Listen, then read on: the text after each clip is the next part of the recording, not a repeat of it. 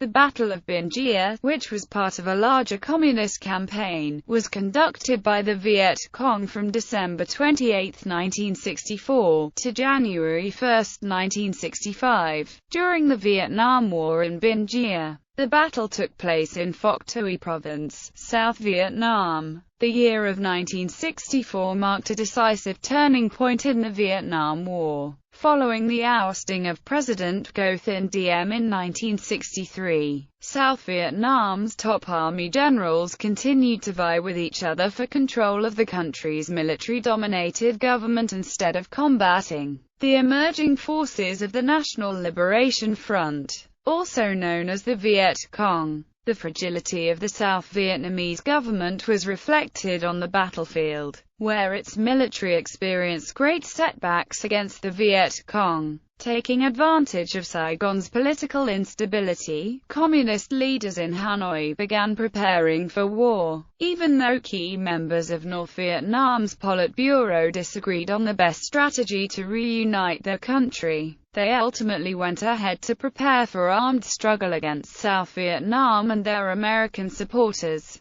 Towards the end of 1964, the National Liberation Front commenced a series of large-scale military operations against the Army of the Republic of Vietnam, as ordered by the North Vietnamese government. As part of their winter-spring offensive, the Viet Cong unleashed its newly created 9th Division against the South Vietnamese forces at Binh Gia, fighting a large set-piece battle for the first time. Over a period of 4 days, the Viet Cong 9th Division held its ground and mauled the best units the South Vietnamese army could send against them, only breaking after intense attack by U.S. bombers. Background: in 1964, the political establishment in South Vietnam was still in turmoil. Following the coup that ousted Ngo Dinh Diem, the military situation quickly worsened as the National Liberation Front gained significant ground in the countryside because the Military Revolutionary Council, which governed South Vietnam,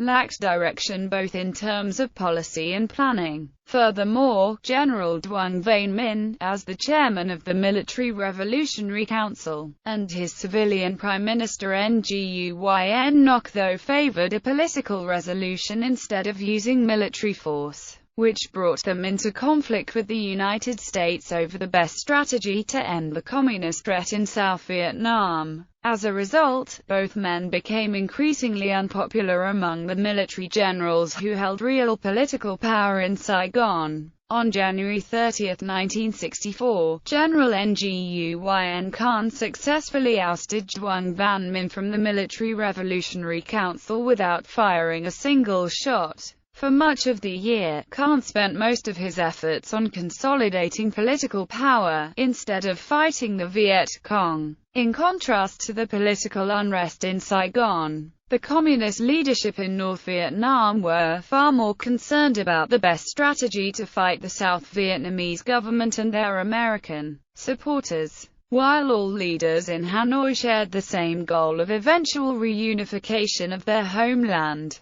different factions within the Communist Party disagreed on the best method to achieve their desired goal. Members of North Vietnam's Politburo were divided by the issues surrounding the Soviet strategy of peaceful coexistence versus the Chinese strategy of supporting national liberation movements in emerging countries. Despite their differences of opinion, the Communist Party leadership ultimately made preparations for armed struggle in South Vietnam. From Hanoi's perspective, the military regime in Saigon was able to hold out because the Communist main forces were still not ready to fight a conventional war. So North Vietnam must focus on the development of its military force in the shortest period of time. In the meantime, however, the war must be kept at its current level in order to prevent the full involvement of the United States military. On October 11, 1964, the National Liberation Front in South Vietnam was ordered to carry out a series of military operations as part of the Communist Winter-Spring Offensive. The NLF PLF Nambo Regional Command established a sub-command under the leadership of TRN Thin Zu, with Nguyen Hoa as the deputy commander, and La Trong Tien as the political commissar. Their mission was to inflict damage on the regular units of the Army of the Republic of Vietnam and destroy the strategic hamlets constructed by the former Ngo Dinh Diem regime. The National Liberation Front in South Vietnam identified the regions of Binh Long Phoc Long and Ba Ria Long Can, along Route 14, as the main targets for their offensive. Meanwhile, the Central Military Commission in Hanoi appointed General Nguyen Khai Thanh as the commander of North Vietnamese military operations in southern Vietnam. Other high-ranking officers such as Major Generals La Trong Tien and TRN Tho, and Colonel Hoang Siem were sent to South Vietnam to supervise the military build-up, which would commence in November 1964. Prelude. In July 1964, the 271st and 272nd Regiments of the People's Liberation Armed Forces began moving into the provinces of Binh Duong, Binh Long and Phoc Long to carry out their mission. During the first phase of their campaign, the Viet Cong regiments overran several strategic hamlets at Gian Sang, Cam Xi, Dong Xa, and Tai Kai. Between August and September 1964, Viet Cong regiments executed deep thrusts into Binh Duong and Chau Than to apply additional pressure on South Vietnamese outposts situated on Route 14. During the second phase of their campaign, the Viet Cong ambushed 2 South Vietnamese infantry companies and destroyed 5 armored vehicles, which consisted of M24 Chaffee light tanks and M113 APCs. The PLAF defeated regular South Vietnamese units at the strategic hamlets of Binh Mai and Binh Co. Following the completion of the initial stages in their campaign, the Viet Cong forces were ordered to regroup and prepare for the next offensive in the Long Can region. Viet Cong soldiers from the 2 regiments were assembled in War Zone D, where they were trained to attack well-fortified enemy strongholds. On November 20, 1964, the Viet Cong reached the Long Can battlefield, having completed a 200 km march from War Zone D. On the battlefield, the Viet Cong 186th Battalion, the 500th and 800th Battalions, and the 445th Company also joined the offensive. To kickstart their offensive in the Ba Ria Long Can region, the Viet Cong selected Binh Gia as their next target.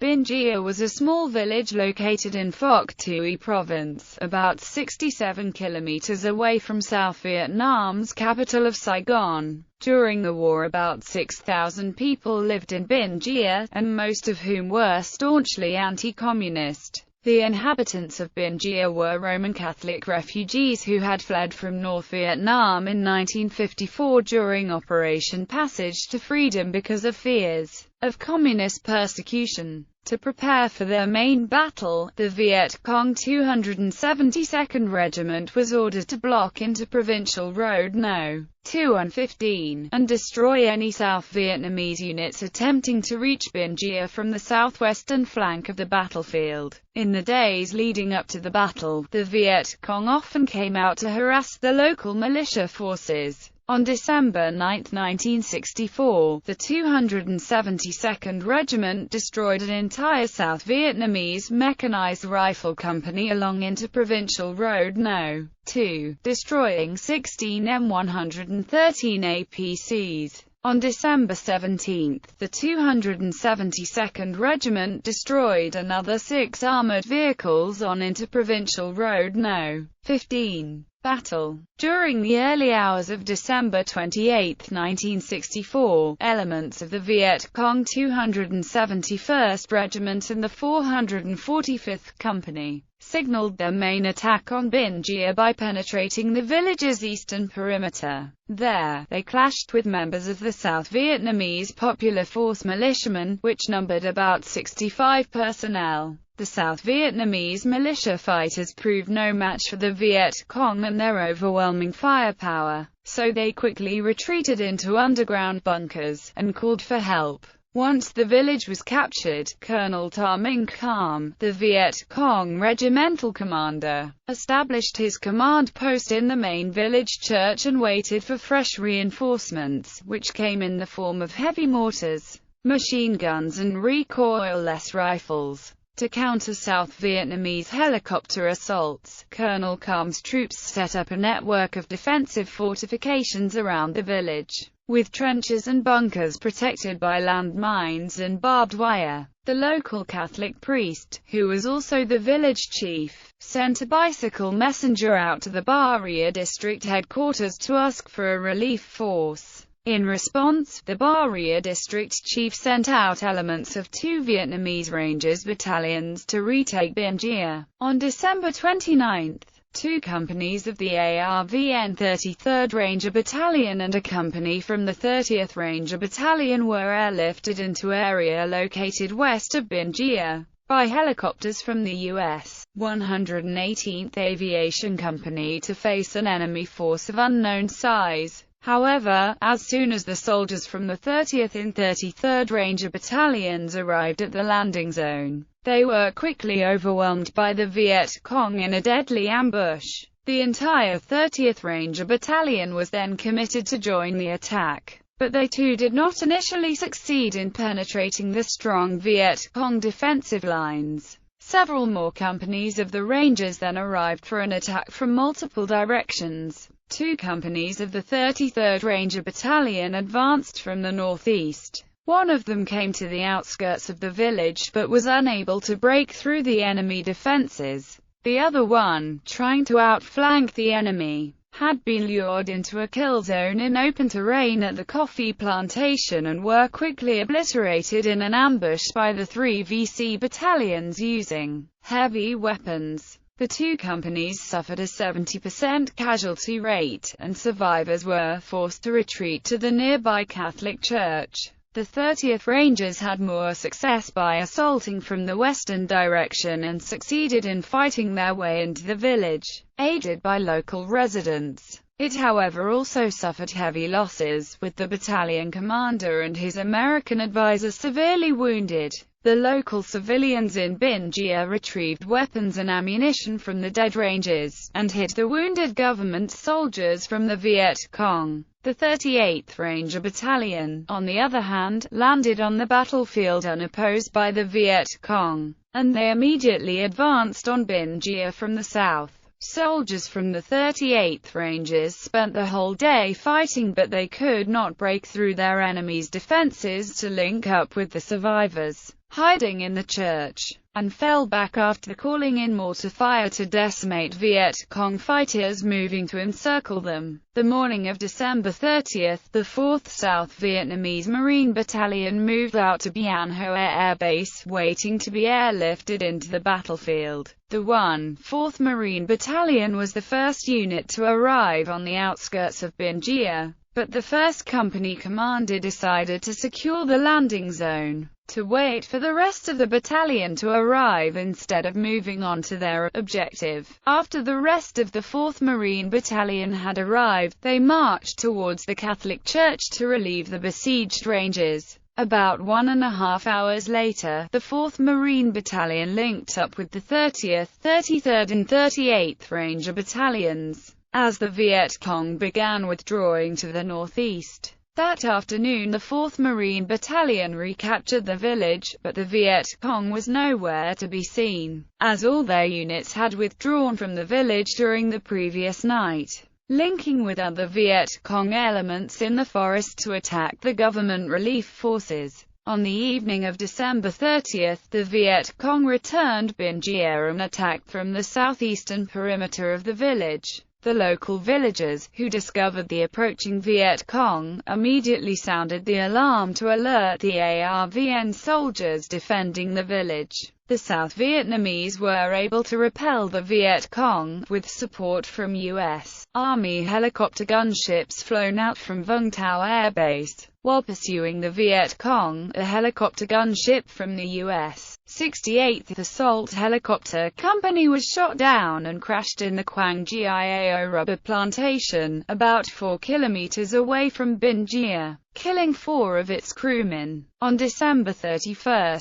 the U.S. Marines Advisory Group sent a team of 4 personnel, led by Captain Donald G. Cook, to Binh Gia to observe conditions on the battlefield. At the same time, the 4th Marine Battalion was ordered to locate the crashed helicopter and recover the bodies of the dead American crewmen. Acting against the advice of his American advisor, Major Nguyen Van Nho, commander of the 4th Marine Battalion, sent his 4th Marine Battalion Company out to the Quang-Giao rubber plantation. Unknown to the 4th Marine Battalion, the Viet Cong 271st Regiment had assembled in the plantation. About 1 hour after they had departed from the village of Binh Gia, the commander of the 4th Marine Battalion reported via radio that his troops had found the helicopter wreckage and the bodies of 4 American crewmen. Shortly afterwards, the Viet Cong opened fire and the 4th Marine Battalion was forced to pull back. In an attempt to save the 2nd Company, the entire 4th Marine Battalion was sent out to confront the Viet Cong. As the lead element of the 4th Marine Battalion closed in on the Quang-Giao plantation, they were hit by accurate Viet Cong artillery fire, which was soon followed by repeated human wave attacks. Having absorbed heavy casualties from the Viet Cong's ambush, the 4th Marine Battalion had to fight their way out of the plantation with their bayonets fixed. During the entire ordeal, the company did not receive artillery support because the plantation was beyond the range of 105 mm artillery guns based in Phoc Tui and Baria. They however escaped with the crucial support of the U.S. aircraft and helicopters, whose rocket attacks forced the enemy to pull back and halted their attempt at pursuit. In the morning of December 31st, the 4th Marines Battalion returned to the crash site with the entire force, and the American graves were located and their corpses were dug up. At about 3 p.m., a single U.S. helicopter arrived on the battlefield to evacuate the casualties, but they only picked up the bodies of the 4 American crewmen, while South Vietnamese casualties were forced to wait for another helicopter to arrive. At 4 p.m., Major Nguyen Van Nho ordered the 4th Marine Battalion to carry their casualties back to the village, instead of continuing to wait for the helicopters. As the 4th Marine Battalion began their return march, 3 Viet Cong battalions, with artillery support, suddenly attacked them from 3 directions. The battalion's commanding and executive officers were immediately killed and air support was not available. 2 ARVN Marine companies managed to fight their way out of the ambush and back to Binh Gia, but the 3rd was overrun and almost completely wiped out.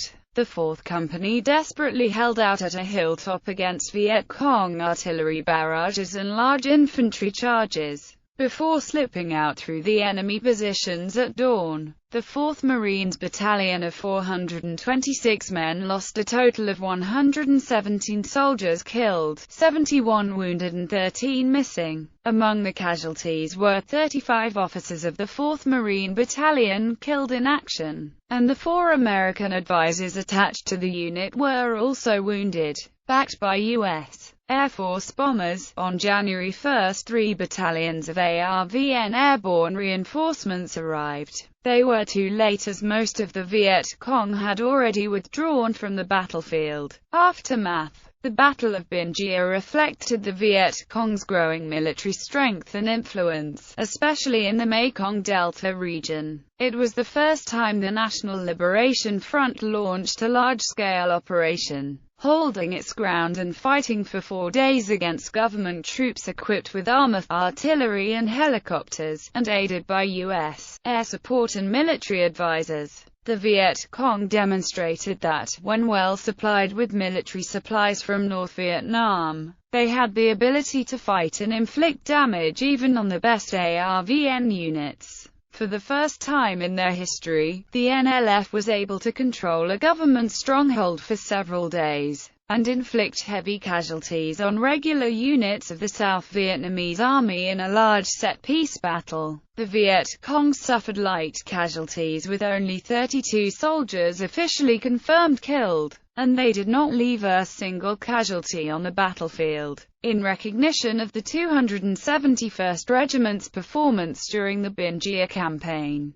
the NLF High Command bestowed the title, Binh Gia Regiment, on the unit to honor their achievement. Following the Binh Gia campaign, the NLF went on to occupy Hoi Thc district and the strategic hamlets of Tht Tho, Long Than and Nhon Track along Interprovincial Road No. 215. They also expanded the Hat Dik base area, which was located in Ba Ria and Binh Thuan provinces, to protect the important sea transportation routes used by the Vietnam People's Navy to supply Viet Cong units around the regions of the Mekong River. Unlike their adversaries, the South Vietnamese military suffered heavily in their attempts to recapture the village of Binh Gia and secure the surrounding areas. The South Vietnamese and their American allies lost the total of about 201 personnel killed in action, 192 wounded and 68 missing. In just 4 days of fighting, 2 of South Vietnam's elite ranger companies were destroyed and several others suffered heavy losses, while the 4th Marine Battalion was rendered ineffective as a fighting force. At that stage of the war, Binh Gia was the worst defeat experienced by any South Vietnamese army.